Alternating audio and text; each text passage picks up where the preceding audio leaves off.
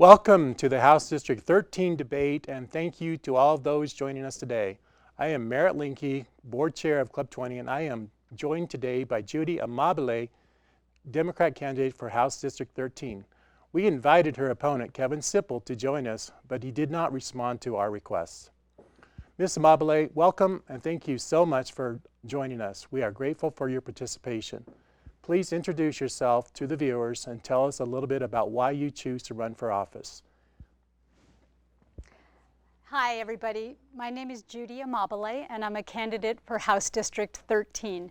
So I want to start by saying thank you for inviting me to be here today. It's really been the honor of my lifetime to run for this office. I have met so many people. House District 13, for those of you who don't know it, is the western part of Boulder County, all of Gilpin, Clear Creek, Grand, and Jackson counties.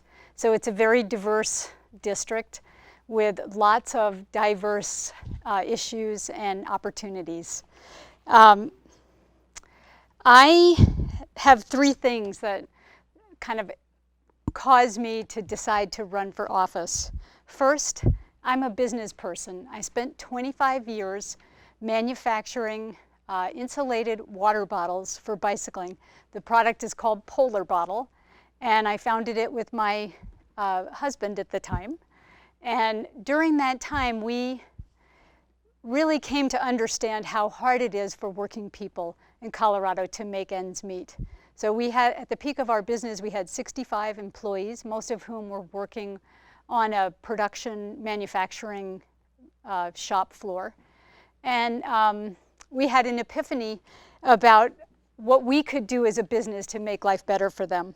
The second thing is I'm a Coloradan. I grew up in the Roaring Fork Valley and moved to Boulder in 1975 to go to college. I'm an environmentalist. I really care about this place, and I want to make sure that it continues to be the beautiful place that we all call home. And finally, and most importantly, I'm a mother. I have 3 sons. And raising my kids and seeing the opportunities that they have and also the challenges that they face has informed every aspect of my life. So thank you for having me. Thank you for those comments. Next, we have a few questions for you that have been submitted by Club 20 members. Our first question is, what do you feel are the top 3 issues facing House District 13, and what are your ideas on how to best address these issues? Okay, I've heard that question before today, so I still don't have a good answer for it, though. No, I'm just kidding. The top 3 things that I've heard in my travels around this district are the issues brought about by climate change. So people in my district are really worried about how we're going to address the issues of wildfires, of drought, of environmental degradation, of species extinction, and what we can do here in Colorado to address those things. The second thing is healthcare. People are really being priced out of getting healthcare, and particularly, and this is personal for me as well, our mental health care system is really in disarray, and people are not getting the help that they need. And finally, we have to address the plight of working families. So all across the district, people are not earning enough money to be able to afford housing, health care, child care, education. And we have to address that issue. And I think there's a lot of good, smart ways that we can address that and make life better for not only the people who work here, but also the people who own businesses here, and all of our citizens and our children. Thank you, candidate Amabile. Our next question is, what would be your #1 bill to run if elected, and why? Okay, I haven't been in the legislature before, and I have been talking to a lot of people about a lot of different bills that they would like to see run. And I can't really give you a specific bill, although I have a few that are rolling around in my head.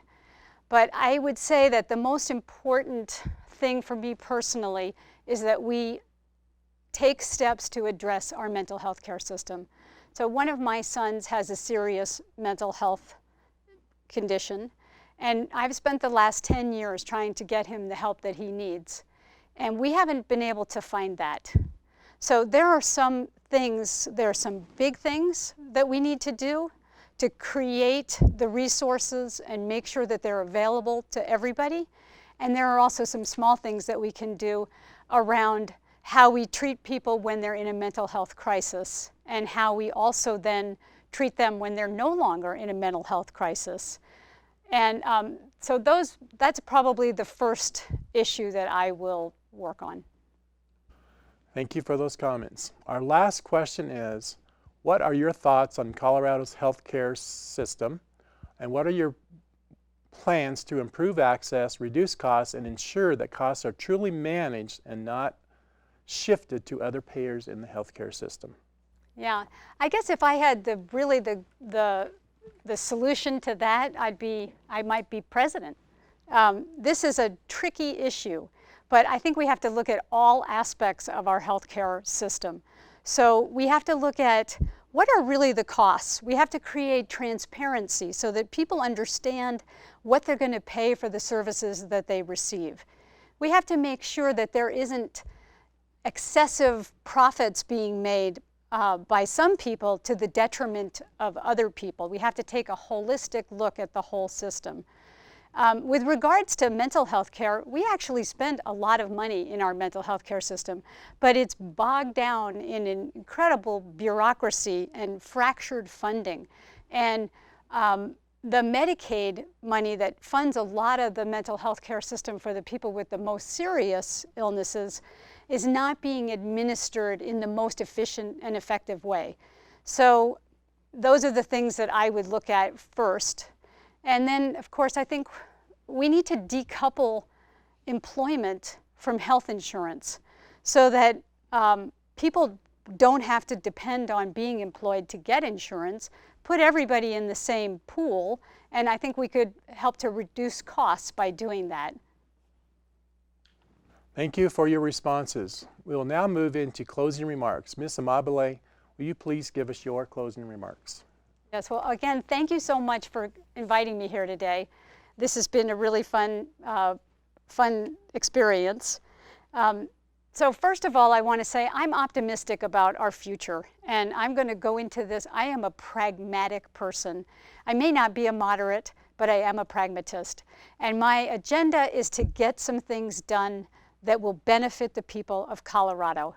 So for too long, working people haven't gotten a good share of the benefits of their labor. And I think there's a lot of smart ways we can address that. I'm part of a business group that advocates for fair business practices that are good for employees, they are good for business, and they're good for the community. And I want to see more of that get done. And that's one of the big things that I want to work on when I'm there.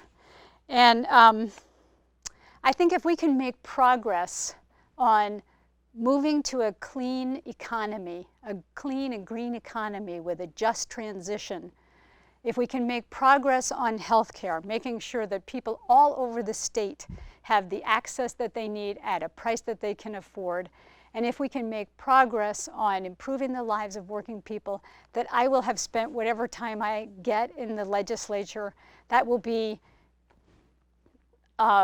the pinnacle of my career, and I hope you will consider voting for me and supporting me in my race. Thank you so much for your participation in today's event. We appreciate your willingness to join us and share with us how you plan to represent House District 13. We're now going to have a brief break as we transition into our next debate. Thank you all.